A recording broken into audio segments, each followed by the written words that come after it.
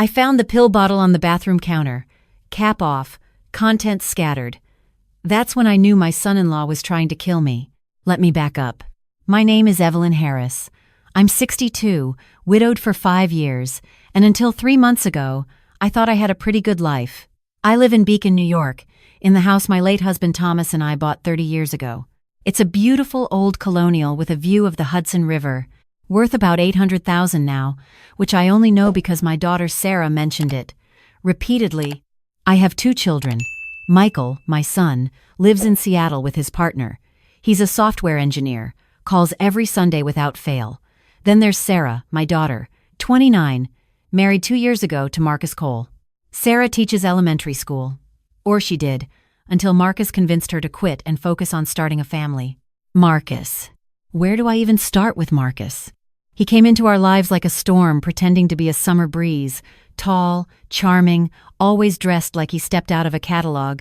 He works in real estate, or so he says. Commercial properties, he'd tell anyone who'd listen. Big deals. Big commissions. Sarah met him at a wine bar in Poughkeepsie. She brought him to Sunday dinner after dating for 3 weeks. I remember watching him work the room that night, the way he complimented my cooking, the way he asked about Thomas's old Navy photos, the way he noticed every detail of the house. Your mother has impeccable taste, he told Sarah, running his hand along the mahogany banister.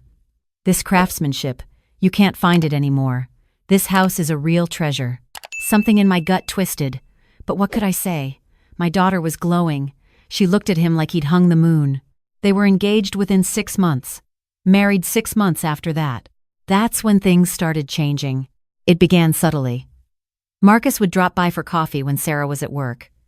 Just wanted to check on you, he'd say. Make sure you're not lonely in this big house all by yourself. He'd ask questions. Casual at first. Did I have a will? Had I thought about estate planning? What would happen to the house if something happened to me? You should really think about these things, he'd say with that concerned smile.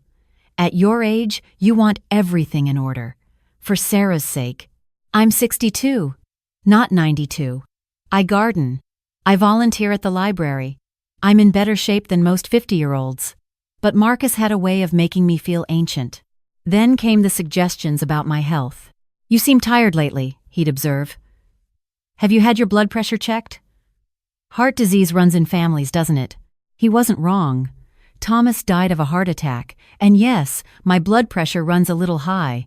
I take medication for it, hydrochlorothiazide, once daily. Have for 3 years. My doctor says I'm managing it fine. But Marcus became obsessed with it. Are you taking your pills? He'd ask every time he saw me. You really need to be consistent with those. One missed dose could be dangerous.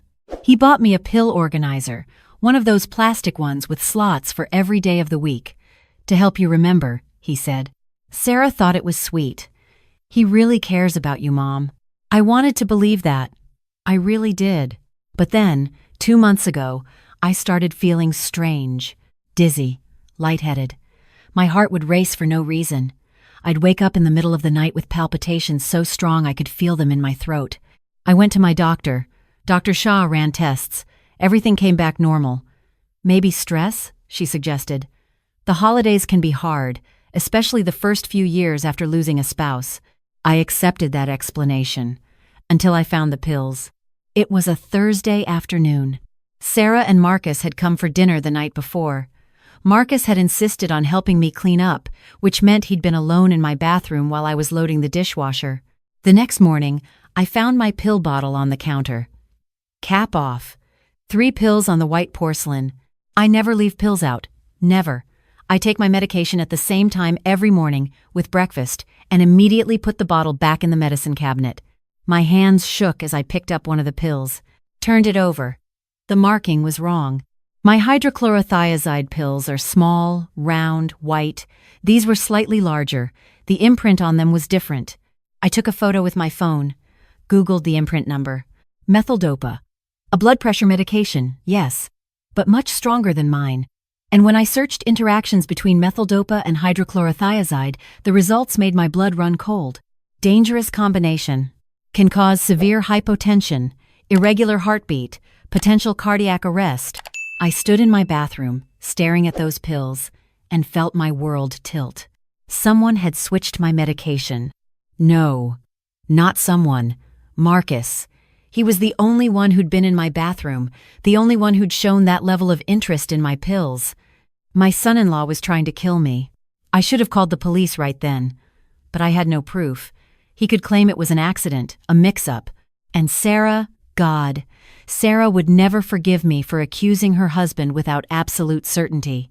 So I took photos of everything, the pills, the bottle. I put the pills in a small Ziploc bag and hid them in my jewelry box. Then I counted the pills remaining in my prescription bottle. 6 were missing. I should have had 23 left. I had 17. He'd done this before. Those dizzy spells, the racing heart, the nighttime palpitations. That was him, slowly poisoning me. I spent that entire day pacing my house, jumping at every sound. What was I supposed to do? Who would believe me? Then I remembered Janet. Janet Morrison, my old friend from high school. We'd reconnected at a reunion a few years back, kept in touch since. She's a detective with the state police. Retired now, but still sharp as a tack. I called her that evening. "Evelyn," she said warmly, "it's been too long. How are you?" "I need help." My voice cracked. "Janet, I think someone's trying to kill me." There was a pause. Then, in a completely different tone, "Tell me everything." I did. The whole story. The questions about my will, the obsession with my medication, the switched pills, the symptoms I'd been having. "Do you still have the pills?" she asked. "Yes." "Don't touch them. Don't take any medication from that bottle. In fact, get a new prescription filled tomorrow. Keep them separate, somewhere he can't access." "But what do I do?" "I can't prove Marcus did this. Not yet. I could hear the wheels turning in her mind. But if he's planning what I think he's planning, he'll try again. We need to catch him in the act." "I don't understand." "Evelyn, if he's switching your pills, he's trying to make it look natural. Heart attack, stroke, something consistent with your age and medical history. But for that to work, you need to actually die. Which means he's going to need to give you more of those pills. A lot more. Probably in a situation where he can be there when it happens." "Oh God, when's the next time he'll be at your house?" I thought about it. Thanksgiving. Sarah asked if they could host it here this year. Said my dining room is bigger. "That's 3 weeks away." "Perfect. Here's what we're going to do." Janet laid out a plan. It was risky. It required me to pretend everything was normal, to let Marcus think his plan was working. But it was the only way to get solid evidence. The next day, I got a new prescription filled at a different pharmacy. I kept those pills in my bedroom, hidden in a hollowed-out book. The old bottle, the one Marcus had tampered with, I left in the bathroom medicine cabinet, but I marked each remaining pill with a tiny dot of clear nail polish on the back. If Marcus switched them again, I'd know. Then I called Michael in Seattle. "Mom, is everything okay?" He could always hear when something was wrong. "I need you to come home for Thanksgiving." "Of course." I was planning to anyway. "No, I need you to come a few days early." "And Michael," I took a breath, "there's something I need to tell you." I told him everything. Unlike Sarah, Michael had never warmed to Marcus. "There's something off about him," he'd said after their first meeting. "He's too smooth, like a used car salesman." "Jesus, Mom." His voice was shaking. "We need to call the police right now." "We will. But we need proof. Janet's helping me." "Janet Morrison? From your reunion?" "She's a detective. She knows what to do." "This is insane." "I know, but will you help me?" "Of course I'll help you. I'm booking a flight right now." The next 3 weeks were the longest of my life. I had to act normal. Had to smile when Sarah called. Had to make pleasant conversation when Marcus stopped by. He came over twice more before Thanksgiving. Both times, he found an excuse to use my bathroom. Both times, I checked my pill bottle afterward. The first time, nothing. The pills were still there, marked. The second time, 2 weeks before Thanksgiving, they were gone, replaced with new ones, methyldopa again. He was escalating. I documented everything, photos, notes with dates and times. I kept it all in a folder that I gave to Janet. "He's setting it up," she said when we met at a coffee shop in Cold Spring. She was careful, made sure we weren't seen together in Beacon. He's probably been planning this for months. The questions about your will. The pill organizer. Getting you used to him being in your space. Now he's ready for the final act. Thanksgiving. Most likely. Family gathering. He'll probably offer to help with your medication. Did you take your pills, Evelyn? He'll be the concerned son-in-law. And with everyone there, when you collapse, it'll look like natural causes. Holiday stress, surrounded by loved ones. No one would question it. Except, I won't actually collapse. Exactly. Because you won't be taking those pills. But he doesn't know that. What about Sarah? She'll be devastated when she finds out. Janet's expression softened. Better devastated than an accessory. Does she know anything? No. I'm sure of it. Sarah's completely oblivious. She thinks he's wonderful. Then we protect her too. By stopping him. Michael arrived the Tuesday before Thanksgiving. Sarah didn't know he was coming early. We told her he'd arrive Thanksgiving morning. Janet came over that evening, using the back entrance. The three of us sat in my kitchen, going over the plan. We need video evidence, Janet said. She pulled out a small box of equipment. I'm going to set up cameras.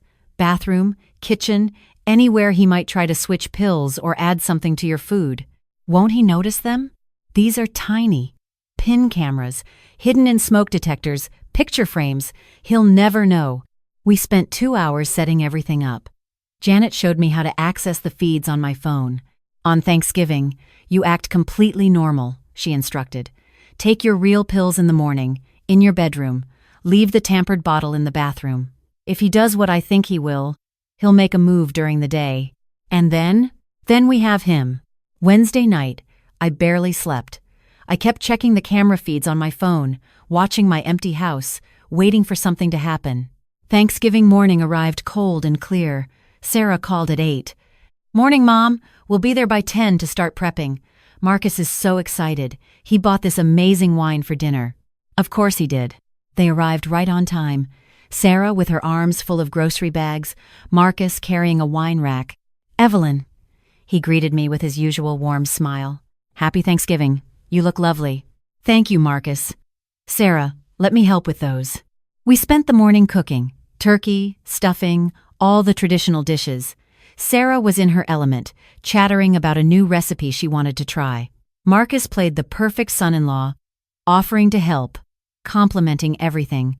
I watched him, looking for tells, signs of nervousness, but he was smooth as ever. Around noon, Michael texted, "Just landed. On my way." Sarah didn't know yet. That was part of the plan. Janet wanted as many witnesses as possible. At 1 o'clock, Marcus made his move. "Evelyn," he said, appearing in the kitchen doorway, "I noticed your pill organizer in the bathroom. Did you take your medication this morning? With all the cooking and excitement, it's easy to forget." My heart started pounding. "Oh, I think I did. But let me check." "Let me get them for you," he insisted. "You keep cooking." "Sarah, where does your mom keep her water glasses?" "Cabinet by the sink," Sarah called from the dining room where she was setting the table. Marcus disappeared into the bathroom. I quickly pulled out my phone under the counter, opened the camera app. The bathroom feed showed him clearly. He opened the medicine cabinet, took out my pill organizer, opened Thursday's compartment. Then he reached into his pocket, pulled out a small plastic bag with at least a dozen pills in it. My breath caught. He dumped all of them into the Thursday slot, a lethal dose, enough to drop me within an hour. Then he calmly put the organizer back, closed the cabinet, washed his hands. I had it all on video. He walked back into the kitchen, glass of water in hand. "Here you go, Evelyn, your Thursday pills. Better safe than sorry, right?" He was smiling, that same warm, concerned smile. I took the glass with shaking hands. "Thank you, Marcus. You're so thoughtful." I walked to the bathroom, him following. I could feel his eyes on me. I opened the pill organizer. The Thursday compartment was packed with pills, at least 15. "Oh my," I said. "I think something's wrong with my organizer. This can't be right." "What do you mean?" He stepped closer, looking over my shoulder. "Oh, that does look like a lot. Maybe the pharmacist made a mistake when they filled it last time? You should probably take them anyway, to be safe. Can't miss your blood pressure medication." "Actually, Marcus," said a voice from the hallway. "I don't think she should take those at all." Marcus spun around. Janet stood there, detective badge in hand. Behind her, 2 uniformed officers. Behind them, Michael. And Sarah, her face pale with confusion. "What's going on?" Sarah asked. "Mom?" Marcus's smile never wavered. "I don't understand. Who are you?" "Detective Janet Morrison, New York State Police." "Marcus Cole, I need you to step away from Mrs. Harris." "This is ridiculous. I was just helping my mother-in-law with her medication." "Is that what you call it?" Janet held up her phone, showing the video feed. "Because what I saw was you adding approximately 15 methyl-dopa tablets to her pill organizer. Tablets that, when combined with her prescribed hydrochlorothiazide, would almost certainly cause fatal cardiac arrest." Sarah gasped. "What? No, that can't be right. Marcus would never."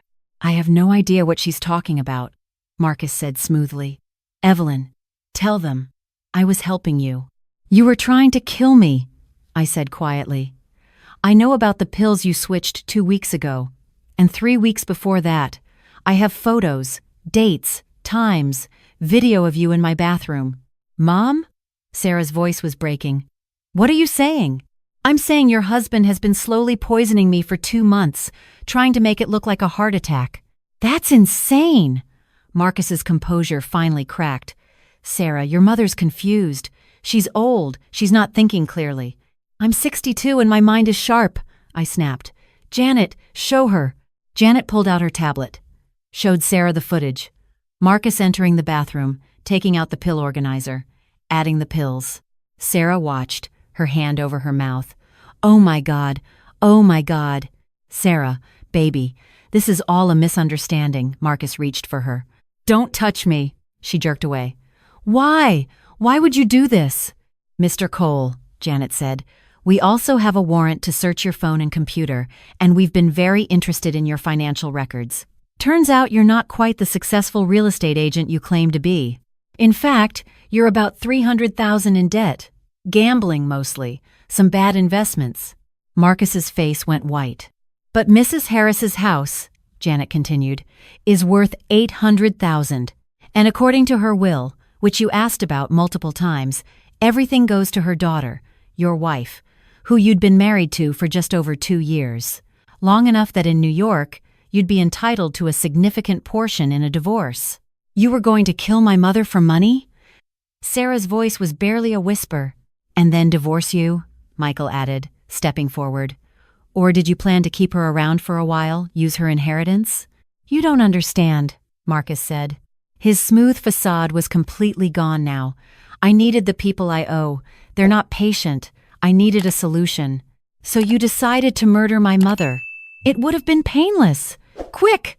She wouldn't have suffered." The silence that followed was deafening. "Marcus Cole," Janet said, "you're under arrest for attempted murder." The officers moved forward. Marcus didn't resist, just stood there as they cuffed him, his expensive suit somehow looking shabby now. As they led him away, he looked at Sarah. "I do love you," he said. "That was real." "No," Sarah said, tears streaming down her face. "It wasn't. None of it was." After they left, Sarah collapsed into a chair. Michael sat beside her, arm around her shoulders. I stood in my kitchen, still holding that glass of water Marcus had brought me. The water I'd never drunk, the pills I'd never taken. "How long have you known?" Sarah asked. "About 6 weeks." 6 weeks? "Mom, why didn't you tell me?" "Because I needed to be sure. And because I knew it would destroy you." "It's destroying me now." "I know, honey. I know." She looked up at me with red, swollen eyes. "Did he ever love me? Even a little?" "I don't know," I said honestly. "I hope so. He married me for your money, your house. He was planning to kill you, but he didn't. I'm here, and so are you, and we're going to get through this." Michael squeezed her shoulder. "We all are. Together." 3 months later, I sat in a courtroom and watched Marcus Cole plead guilty to attempted murder. The evidence was overwhelming. The videos, the pills we'd had tested, all methyl-dopa, phone records showing calls to his bookie, to the girlfriend we didn't even know about. Sarah's friend Rachel, who'd been his accomplice, testifying against him in exchange for a lighter sentence. Sarah sat beside me, staring straight ahead. She'd filed for divorce the day after Thanksgiving. Moved back in with me temporarily. Started seeing a therapist. The defendant showed calculated premeditation, the judge said. He systematically planned the murder of his wife's mother for financial gain. 25 years. Marcus didn't react. Just stood there in his orange jumpsuit, a far cry from the charming man who'd complimented my cooking. Outside the courthouse, Sarah finally broke down. "I brought him into our family," she sobbed. "I almost got you killed." "No," I said firmly. "He made his choices. You were a victim too. How do I ever trust anyone again? The same way I do." Carefully, but not with so much fear that we close ourselves off completely. Michael, who'd taken a leave from work to be with us through the trial, wrapped us both in a hug. "Family," he said. "That's what we trust. Each other." Standing there with my children, I thought about everything I'd learned. I'd learned that evil doesn't always announce itself. Sometimes it comes with a smile and a wine rack and concern about your blood pressure. I'd learned that trust is sacred, but blind trust can be deadly. I'd learned that paying attention to the small details, the questions that probe too deep, the concern that feels calculated isn't paranoia, it's survival. But most of all, I learned that family, real family, is worth fighting for. Sarah's healing. It's slow, but she's getting there. She's back to teaching, back to herself. Last week, she laughed at something Michael said, and it was the first real laugh I'd heard from her in months. Michael comes home more often now, every few weeks instead of every few months. And me? I'm still in my house on the Hudson, still taking my blood pressure medication, from a bottle I fill myself, still volunteering at the library. But I'm also more careful now, more aware, because I know that sometimes the greatest threats don't come from strangers in dark alleys. Sometimes they come to Sunday dinner and compliment your mahogany banister. And sometimes, if you're lucky, if you pay attention, if you trust your gut, you catch them before it's too late. I was lucky. Not everyone is. So pay attention. Question what feels wrong. Protect the ones you love by staying alert. And never, ever let anyone else organize your pills.